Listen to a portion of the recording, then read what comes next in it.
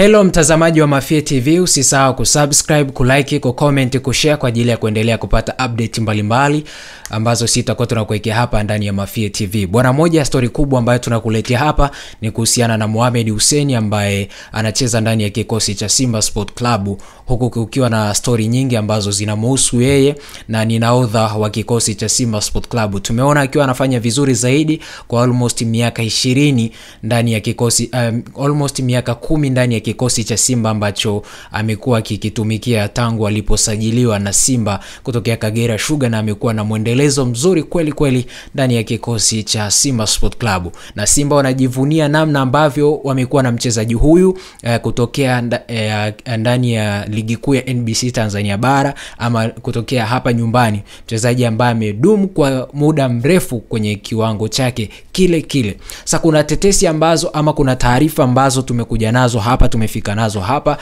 mtazamaji wa Mafie TV. Kabla ya kupenyeza hizo, usisahau kusubscribe, like, comment.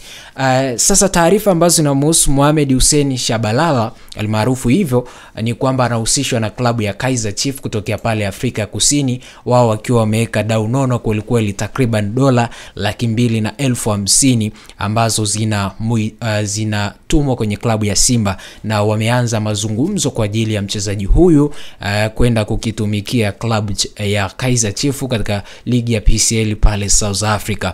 Na Mohamed Hussein yeye yuko tayari na Kaizer Chiefs wanaandaa mkataba wa awali ili wakubaliane baadhi ya vitu na Mohamed Hussein kwa ajili ya kwenda kuanza maisha mapya pale nchini Afrika ya Kusini. Sasa je, wewe mwana Simba ambaye unatufuatilia Mafie TV na mdau wa soka, hili linawezekana kweli Mohamed Hussein akaondoka ndani ya kikosi cha Simba, ama Simba wakaamua kumwachia Mohamed Hussein kuondoka kwenda kusakata kabumbu nje ya mipaka Tanzania, kwa sababu wao wamemwona ni mchezaji wao pendwa, siku zote amekuwa akifanya vizuri zaidi, miaka nenda rudi bado amebaki katika ubora wake ule ambao unahitajika. Hili linawezekana pengine kwa mchezaji huyu kuondoka ndani ya kikosi cha Simba Sport Club ama la? Tuwekee maoni yako mtazamaji wa Mafie TV.